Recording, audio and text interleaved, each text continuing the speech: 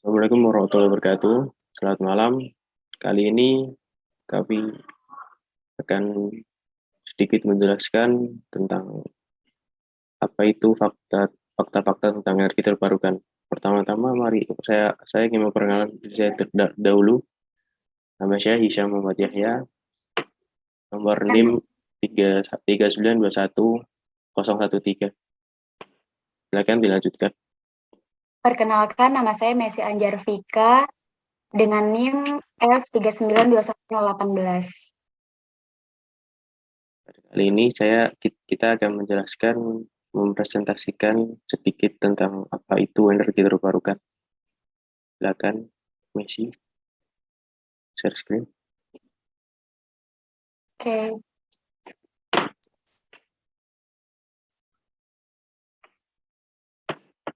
PPT, gambar dulu ya.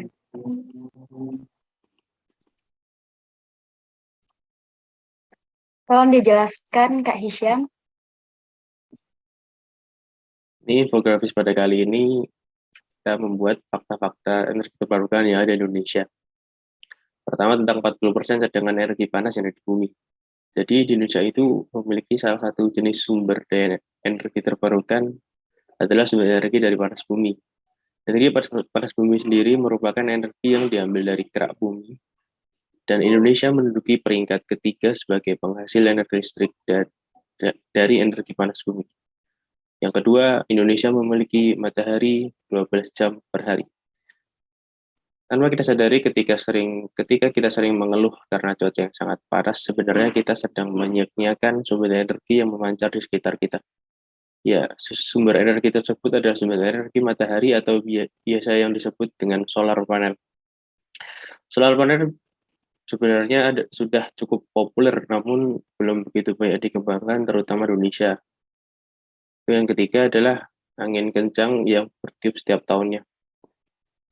Sebagai negara kepulauan, sumber energi terbarukan lain yang sangat melimpah dan ada di sekitar kita adalah energi angin. Saat ini di Indonesia telah dikembangkan pembangkit listrik tenaga angin yang berada di Jeneponto, Sulawesi Selatan, dan di Sidrap, Sulawesi Selatan.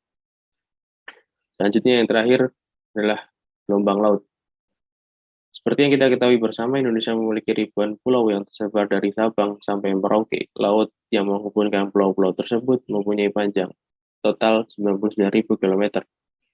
Panjangnya pantai garis ini menunjukkan besarnya potensi energi gelombang laut untuk dikembangkan menjadi pembangkit listrik tenaga gelombang laut.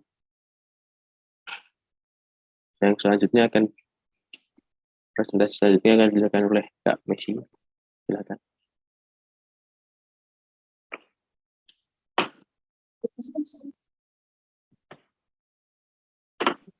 Lanjut PPT.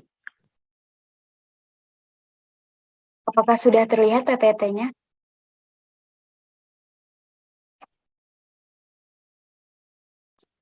Sudah terlihat belum? Di sini saya akan menjelaskan tentang fakta-fakta energi terbarukan di Indonesia.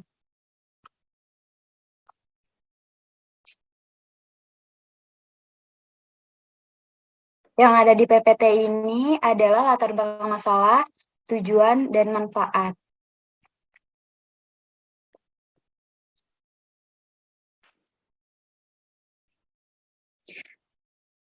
Pada hakikatnya, sumber energi dibagi menjadi dua, yaitu sumber energi tak terbarukan dan sumber energi terbarukan.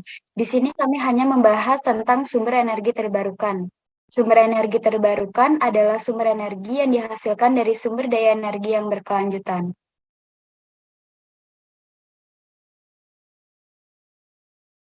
Contohnya, tenaga surya, tenaga angin, panas bumi, gelombang, serta pasang surut air laut, air, dan energi biogas.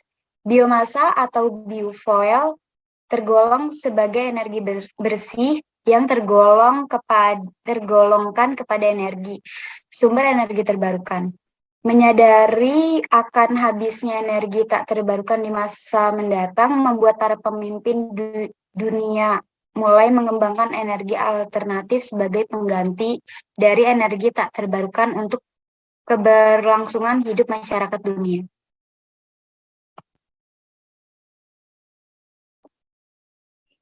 Menjadikan energi baru terbarukan sebagai isu dalam dunia internasional tidak lepas dari penerapan Agenda Pembangunan Berkelanjutan 2030, di mana Sustainable Development Goals 2030 memiliki 17 poin utama di dalamnya, dan energi masuk ke dalam poin ke-7 mengenai ketahanan energi pada pembangunan berkelanjutan atau Sustainable Development Goals 2030.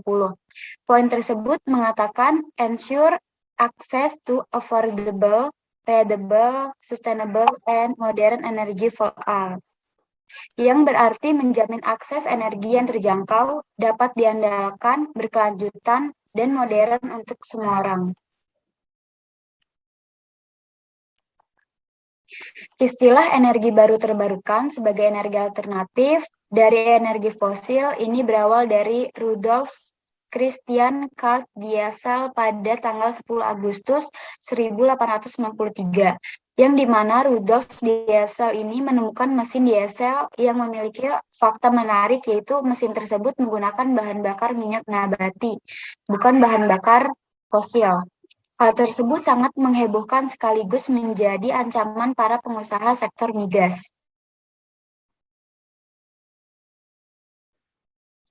Semangat Rudolf Diesel dalam mengembangkan temuannya itu membuat Rudolf mencoba untuk mempengaruhi perintah untuk menggunakan minyak nabati bagi mesin-mesin pengebor minyak bumi.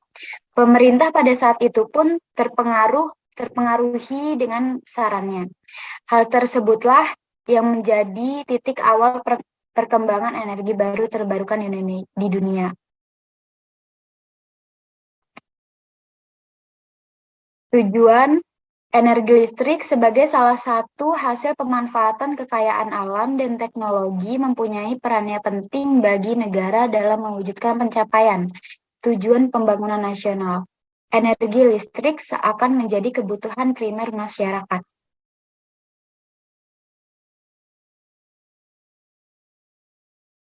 Penggeseran kebutuhan energi ini dalam kebutuhan hidup masyarakat tampak nyata di masa depan dengan kemajuan teknologi, seperti mulai dikembangkannya kompor elektrik, alat transportasi elektrik, dan alat-alat pemenuh kebutuhan manusia lainnya yang berbahan dasar listrik sebagai penggeraknya.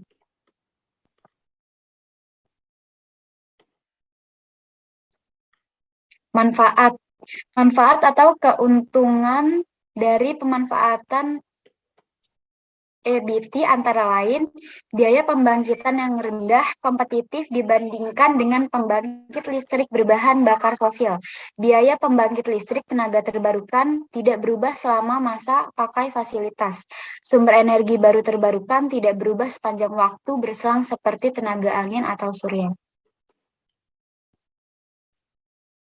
Sumber energi terbarukan karena berasal dari inti bumi dan fluidanya, disirkulasikan kembali ke bumi. Pembangkit listrik energi terbarukan tidak menghasilkan polusi dan emisi gas rumah kaca, dan energi terbarukan dihasilkan secara domestik dan mengurangi ketergantungan terhadap impor minyak bumi.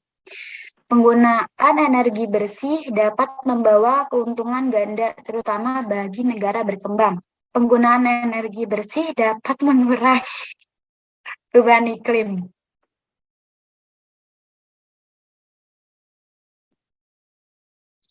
Energi bersih juga dapat digunakan terus-menerus tanpa takut pengurangan deposit seperti yang terjadi pada sumber energi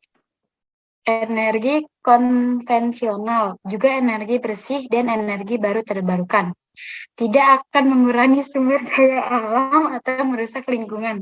Juga mengakibatkan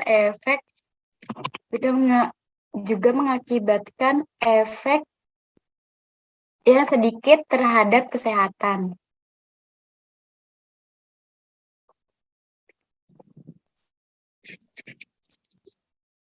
Beberapa sumber energi terbarukan dapat dimanfaatkan untuk kebutuhan rumah tangga dan industri.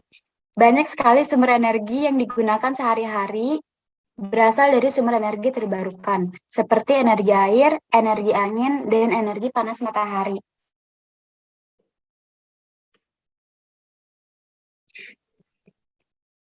Energi ini dapat dikonversi menjadi bentuk energi lainnya. Salah satu pemanfaatan yang paling banyak digunakan adalah energi panas matahari. Energi panas matahari dimanfaatkan dengan cara memantulkan cahaya matahari pada suatu reflektor. Pemanfaatan energi matahari ada dua cara, yaitu energi cahaya matahari yang biasa digunakan dengan sel surya dan energi panas matahari. Sekian terima kasih. Sekian terima kasih. Mungkin hanya ini yang dapat kami sampaikan. Salah kata atau yang lainnya, mohon maaf sebesar dari kami. Selamat malam dan terima kasih. Sekian.